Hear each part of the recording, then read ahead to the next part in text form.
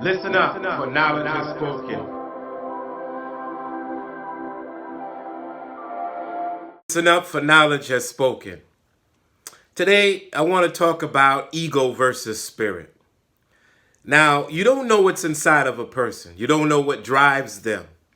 But ultimately, what comes out of a person, as it says in the biblical scripture, what comes out of a person is what defiles them, not what goes into them.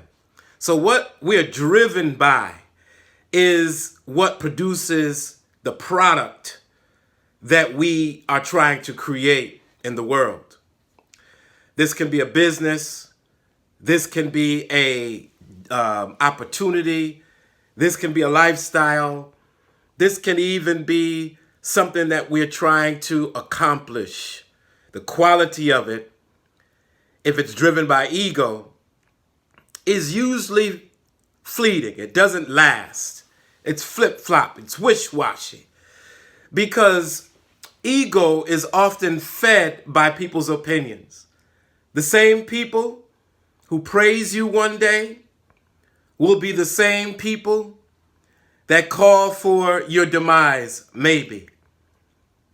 So you can't be driven by what other people say or other people do. In fact, people may praise you. It is all the same. People may criticize you. It is all the same if you stay guided by spirit. Now, how do we stay guided by spirit? One, we have to examine our attentions every day. We have to take time for ourselves. And we have to ask questions. Whether you ask them alone out loud or you're good at asking internal questions, you have to turn yourself over every day. Why am I doing this? Will this bring me joy? Is this being done just so others can like me? Is it being done just so that people will accept me? Now, I'm not saying don't be a strategist. There's a book called The 48 Laws of Power. Some people read it to be manipulative, to be a liar. Other people read it because they really want to see the intentions of what they're doing, and they want to be a master strategist. Sometimes you in a job, if you're looking for a position, sometimes you have to do things to get management to know what your intentions are. Yeah, sometimes you have to do that. But other times, if you go too far with getting, hey, you become a yes person. And then you're driven by other people feeding your ego. Children do this sometimes. They come over to their teacher, hey teacher, I did number 1, I did number 2, and the teacher says, great Johnny, great Mary, I'm so proud of you. But that's what children do. As we evolve, we should grow out of that, and we need to grow out of that to have a firm, solid character within, because rejection is a part of life. You're going to do things and people are going to say, you know what? Man, I can't stand you. I disagree with you. Now, if you're solid within, when you get people who disagree and you know this is your life's calling, you're willing to suffer that in order to put forward what you know your mission and your purpose is. Now, I'm building a school. It's a different type of school, but as a trained educator, I know that my mission and purpose of how to educate children, adolescents, and adults is the way that I believe will move people forward. A holistic type of education, where it's just not facts and figures, but working on a person's mind, their emotional state, their psychological state, their physical health, as well as their academic knowledge. I just believe that education is holistic. And sometimes we got to take the time out from just facts and figures to dealing with some self-help, self-improvement, strengthening of a person within. That is a part of it. Or to me, the knowledge is like casting pearls before swine. You can give a person books all day. There's a saying in the Arab community or in the Muslim community that, have you seen the ass or the donkey carrying books? It's still an ass, it's still a donkey carrying books on the outside. It don't mean that they inculcated or they have the knowledge or are able to carry it out on the inside or demonstrate a better knowledge of who they are. People sometimes carry knowledge, they got all facts, but if you look at their life, it's non-productive. It's not economically feasible. They're not abundant living.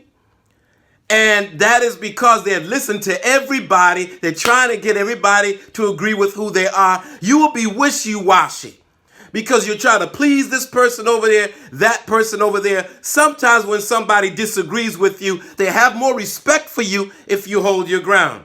You don't have to get belligerent because they got you if they can get you all emotional and all.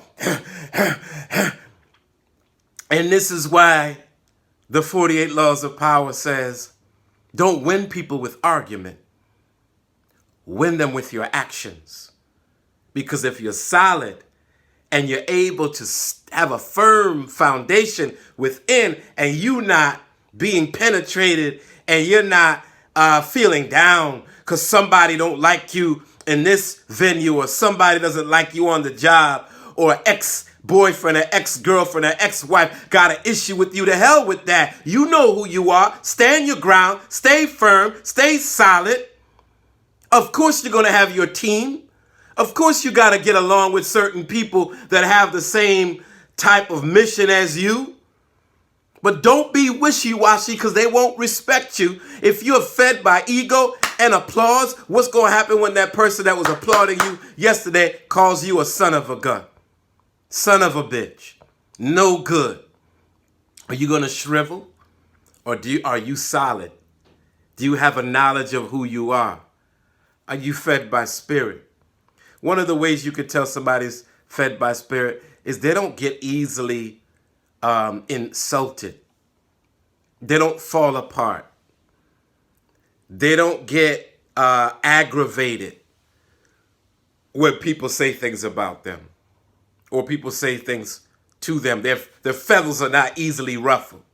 When people have an ego, the ego goes up, it goes down, and sometimes you can't tell. It affects their mood. It colors the way they're thinking. They start to question themselves. Am I right? Am I wrong? Am I good? What should I do? This person doesn't like me. So the egotistical person is a fly-by-night person, where the person that is driven and inspired by spirit within and ask themselves certain questions of what they ought to be doing and receive confirmation. Now, this is the last thing I want to talk about. When you ask questions, there's a biblical scripture that says, ask and it is given, knock, it shall be open to you. That if you ask, you shall receive. And so a lot of people ask other people. You're too busy wanting other people's approval. How about asking yourself? Now that's done through sitting quietly, meditation, going into nature and feeling within by the joy, by the relaxation, by the, this is what I'm supposed to be doing. And then when you move, it should be, you will have challenges, but it should be inspirational, meaning even in your challenge, you have the energy to complete something, to do something, and it's an inside driven. It's different. It's not exhausting.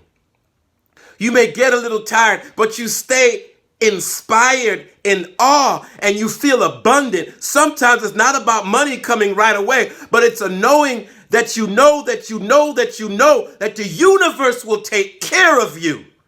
And you are cared for and prosperous, and you can feel it with all of your being. And there's a confirmation that you feel from the joy and the high frequency of health, the frequency of strength, of power, of wherewithal, and knowing who you are. And that is, my friend, the way that you know you are being inspired by spirit, not by ego.